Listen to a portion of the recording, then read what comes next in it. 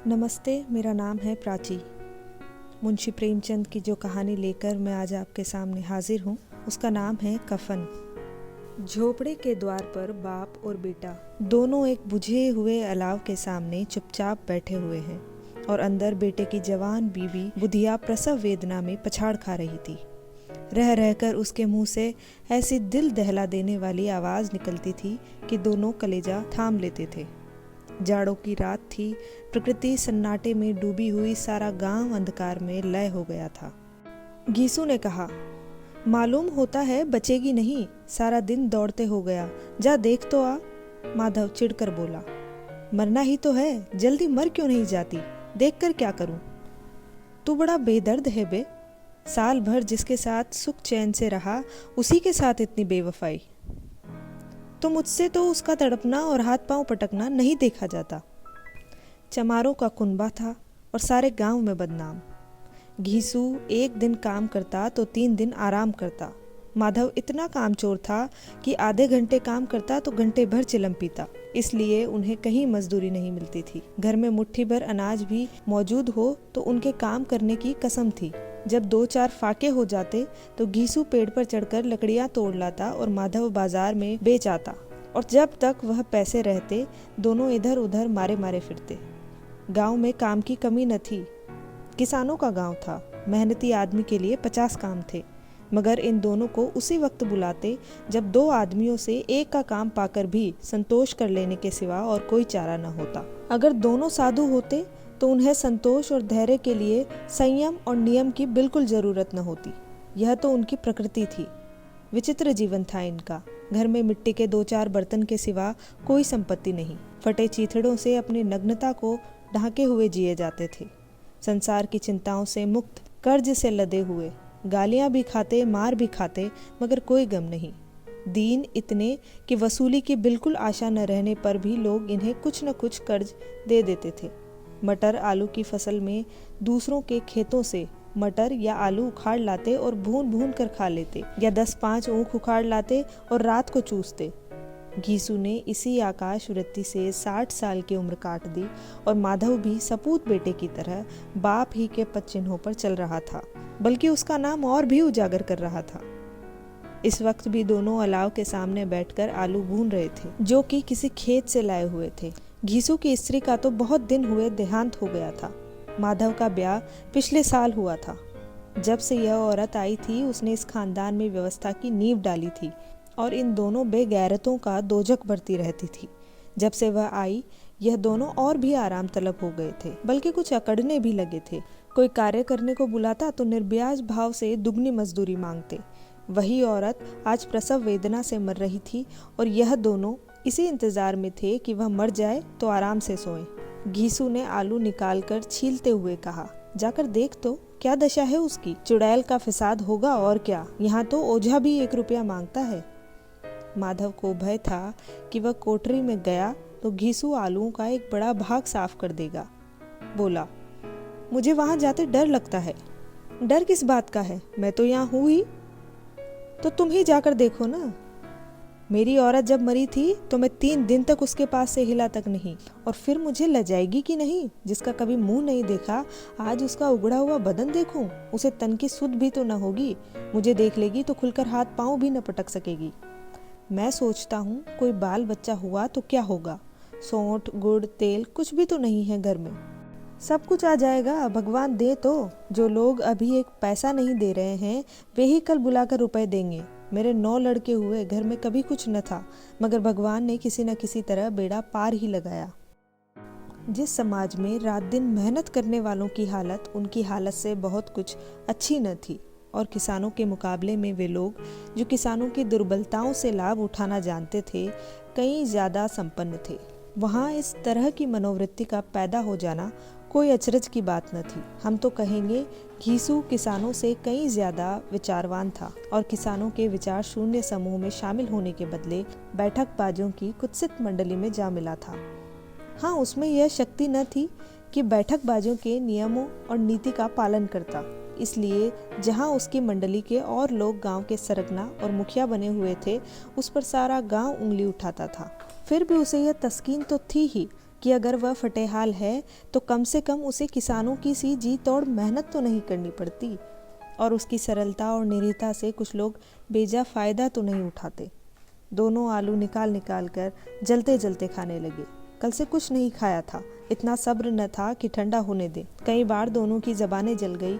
छिल जाने पर आलू का बाहरी हिस्सा जबान, हलक और तालू को जला देता था, और उस अंगारे को मुंह में रखने से ज़्यादा खैरियत इसी में थी कि वह अंदर पहुंच जाए। वहाँ उसे ठंडा करने के लिए काफ़ी सामान थे, इसलिए दोनों जल्द जल्द निकल जाते। हालांकि इस कोशिश में उनकी आंखों से आंसू निकल आते। घीसू को उस वक्त ठाकुर की बारात याद आई, जिसमें 20 साल पहले वह गया था। उस दावत में उसे जो तृप्ति मिली थी वह उसके जीवन में एक याद करने लायक बात थी, और आज भी उसकी याद ताज़ा थी। बोला, तब से फिर उस तरह का खाना और भरपेट नहीं मिला। लड़की वालों ने सबको भरपेट पूड़ियाँ खिलाई थी।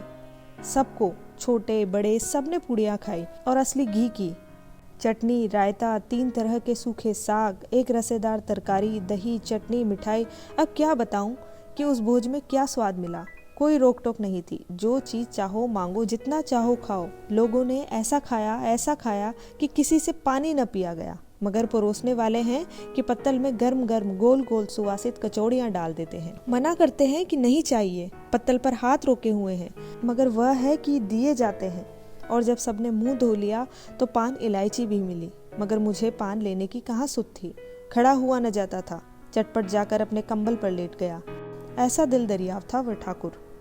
माधव ने इन पदार्थों का मन ही मन मजा लेते हुए कहा, अब हमें कोई ऐसा भोजन नहीं खिलाता। अब कोई क्या खिलाएगा, वह जमाना दूसरा था। अब तो सबको किफ़ायत सूझती है। शादी ब्याह में मत खर्च करो, क्रियाकर्म में मत खर्च करो।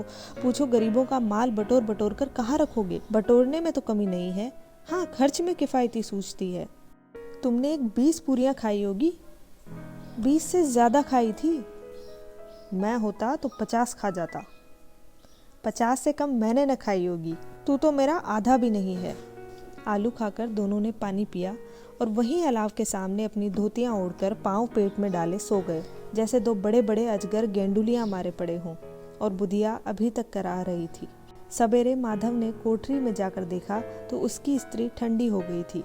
उसके मुंह पर मक्खियां भिनक रही थी, पथराई हुई आंखें ऊपर टंगी हुई थी, सारी देह धूल से लथपथ हो रही थी। उसके पेट में बच्चा मर गया था। माधव भागा हुआ घीसू के पास आया। फिर दोनों जोर से हाय हाय करने और छाती पीटने लगे। पड़ोस वालों ने यह रोना धोना सुना तो आए और पुरानी मर्यादा के अनुसार इन अभागों को समझाने लगे, मगर ज्यादा रोने पीटने का अवसर न था। कफन की और लकड़ी की फिक्र करनी थी। घर में तो पैसा इस तरह गायब था जैसे चील के घोंसले में मांस। बाप बेटे रोते हुए जमींदार के पास गए। वह इन दोनों की सूरत से नफरत करते थे। कई बार इन्हें अपने हाथों से पीट चुके थे, चोरी करने के लिए, वादे पर काम पर न आने के लिए। पूछा, क्या है बे घिसुआ, रोता क्यों है? अब तो तू कहीं दिखलाई भी नहीं देता। मालूम होता है इस गांव में रहना भी नहीं चाहता। घीसू ने जमीन पर सिर रखकर आंखों में आंसू भरे हुए कहा, सरकार, बड़ी विपत्ति में हूँ। माधव की घरवाली रात को गुजर गई। रात भर तड़पती रही सरकार। हम दोनों उसके सिरहाने बैठे रहे। दवा दारू जो कुछ हो सका सब कुछ किया, मुदा वह हमें दगा दे गई। अब कोई एक रोटी देने वाला भी न रहा मालिक। तबाह हो गए, घर उजड़ गया। आपका गुलाम हूँ, अब आपके सिवा कौन उसकी मिट्टी पार लगाएगा। हमारे हाथ में तो जो कुछ था वह सब तो दवा दारू में उठ गया। सरकार ही की दया होगी तो उसकी मिट्टी उठेगी। आपके सिवा किसके द्वार पर जाऊं? जमींदार साहब दयालु थे, मगर घीसू पर दया करना काले कंबल पर रंग चढ़ाना था। जी में तो आया कह दे, चल दूर हो यहाँ से। यूं तो बुलाने से भी नहीं आता। आज जब गरज पड़ी तो आकर खुशामद कर रहा है। हरामखोर कहीं का, बदमाश। लेकिन यह क्रोध या दंड देने का अवसर न था। जी में कुड़ते हुए 2 रुपए निकालकर फेंक दिए, मगर सांत्वना का एक शब्द भी मुंह से न निकला। उसकी तरफ ताका तक नहीं, जैसे सिर का बोझ उतारा हो। जब जमींदार ने 2 रुपए दिए तो गांव के बनिए महाजनों को इनकार का साहस कैसे होता। घीसू जमींदार के नाम का ढिंडोरा भी पीटना जानता था। किसी ने 2 आने दिए, किसी ने 4 आने। 1 घंटे में घीसू के पास 5 रुपए की अच्छी रकम जमा हो गई। कहीं से अनाज मिल गया, कहीं से लकड़ी, और दोपहर को घीसू और माधव बाजार से कफन लाने चले। इधर लोग बांस वांस कटवाने लगे। गांव की नरमदिल स्त्रियां आ आकर लाश देखती थी और उसकी बेकसी पर 2 बूंद आंसू गिराकर चली जाती थीं। बाजार में पहुंचकर घीसू बोला, लकड़ी तो उसे जलाने भर को मिल गई है, क्यों माधव? माधव बोला, हाँ लकड़ी तो बहुत है, अब कफन चाहिए। तो चलो कोई हल्का सा कफन ले ले। हाँ और क्या, लाश उठते उठते रात हो जाएगी, रात को कफन कौन देखता है। कैसा बुरा रिवाज है कि जिसे जीते जी तन ढकने को चिथड़ा भी न मिले, उसे मरने पर एक नया कफन चाहिए।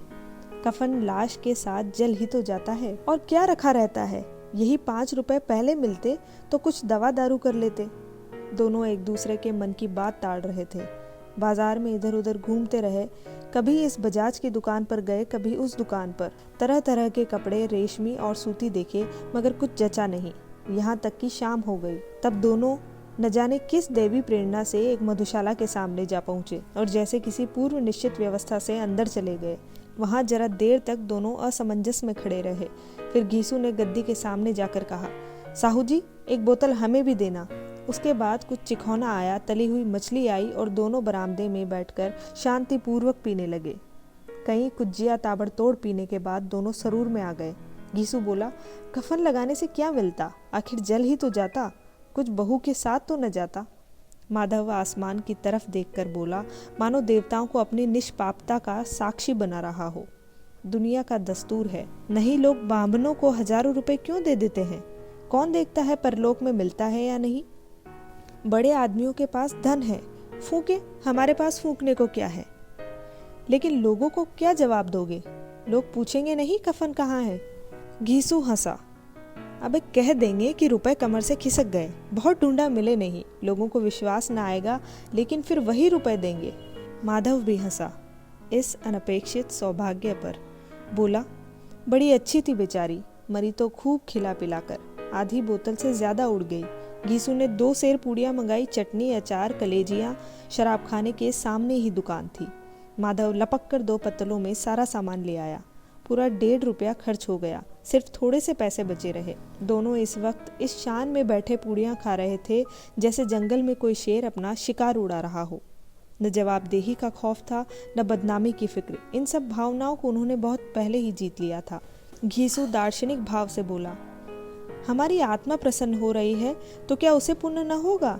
माधव ने श्रद्धा से सिर झुकाकर तस्दीक की, जरूर से जरूर होगा। भगवान तुम अंतर्यामी हो, उसे बैकुंठ ले जाना। हम दोनों हृदय से आशीर्वाद दे रहे हैं। आज जो भोजन मिला वह कभी उम्र भर न मिला था। एक क्षण के बाद माधव के मन में एक शंका जगी। बोला, क्यों दादा, हम लोग भी एक न एक दिन वहां जाएंगे ही। घीसू ने इस भोले भाले सवाल का उत्तर न दिया। वह परलोक की बातें सोचकर इस आनंद में बाधा न डालना चाहता था। जो वहां हम लोगों से पूछे कि तुमने हमें कफन क्यों नहीं दिया तो कहेंगे क्या? कहेंगे तुम्हारा सिर। पूछेगी तो जरूर। तू कैसे जानता है कि उसे कफन न मिलेगा? तू मुझे ऐसा गधा समझता है? 60 साल क्या दुनिया में घास खोदता रहा हूँ, उसको कफन मिलेगा और बहुत अच्छा मिलेगा। माधव को विश्वास न आया। बोला, कौन देगा? रुपए तो तुमने चट कर दिए। वह तो मुझसे पूछेगी, उसकी मांग में तो सिंदूर मैंने डाला था।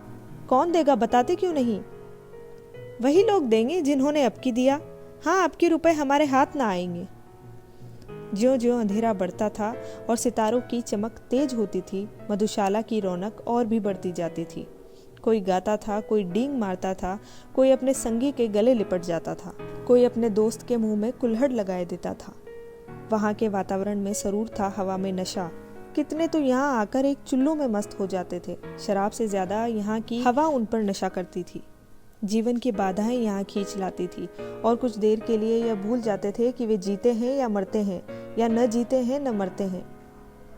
और यह दोनों बाप बेटे अब भी मजे ले लेकर चुस्कियां ले रहे थे। सबकी निगाहें इनकी ओर जमी हुई थी। दोनों कितने भाग्य के बली हैं, पूरी बोतल बीच में है। भरपेट खाकर माधव ने बची हुई पूड़ियों का पत्तल उठाकर एक भिखारी को दे दिया, जो खड़ा इनकी ओर भूखी आंखों से देख रहा था और देने के गौरव, आनंद और उल्लास का अपने जीवन में पहली बार अनुभव किया। घीसू ने कहा, ले जा, खूब खा और आशीर्वाद दे। जिसकी कमाई है वह तो मर गई, मगर तेरा आशीर्वाद उसे जरूर पहुंचेगा। रोए रोए से आशीर्वाद दो, बड़ी गाढ़ी कमाई के पैसे हैं। माधव ने फिर आसमान की तरफ देखकर कहा, वह बैकुंठ में जाएगी दादा, बैकुंठ की रानी बनेगी। घीसू खड़ा हो गया और जैसे उल्लास की लहरों में तैरता हुआ बोला, हाँ बेटा, बैकुंठ में जाएगी। किसी को सताया नहीं, किसी को दबाया नहीं, मरते मरते हमारी जिंदगी की सबसे बड़ी लालसा पूरी कर गई। वह न बैकुंठ जाएगी तो क्या ये मोटे मोटे लोग जाएंगे जो गरीबों को दोनों हाथों से लूटते हैं और अपने पाप को धोने के लिए गंगा में नहाते हैं और मंदिरों में जल चढ़ाते हैं। श्रद्धालुता का यह रंग तुरंत ही बदल गया। अस्थिरता नशे की खासियत है। दुख और निराशा का दौर हुआ। माधव बोला, मगर दादा, बेचारी ने जिंदगी में बड़ा दुख भोगा, कितना दुख झेल कर मरी। वह आंखों पर हाथ रखकर रोने लगा, चीखें मार मार कर। घीसू ने समझाया, क्यों रोता है बेटा? खुश हो कि वह माया जाल से मुक्त हो गई, जंजाल से छूट गई। बड़ी भाग्यवान थी जो इतनी जल्दी मोह माया के बंधन तोड़ दिए। और दोनों खड़े होकर गाने लगे, ठगिनी क्यों नैना झमकावे ठगिनी, पियक्कड़ों की आंखें इनकी ओर लगी हुई थी। और यह दोनों अपने दिल में मस्त गाए जाते थे। फिर दोनों नाचने लगे, उछले भी, कूदे भी, गिरे भी, मटके भी, भाव भी बताए, अभिनय भी किया और आखिर नशे में मदमस्त होकर वहीं गिर पड़े।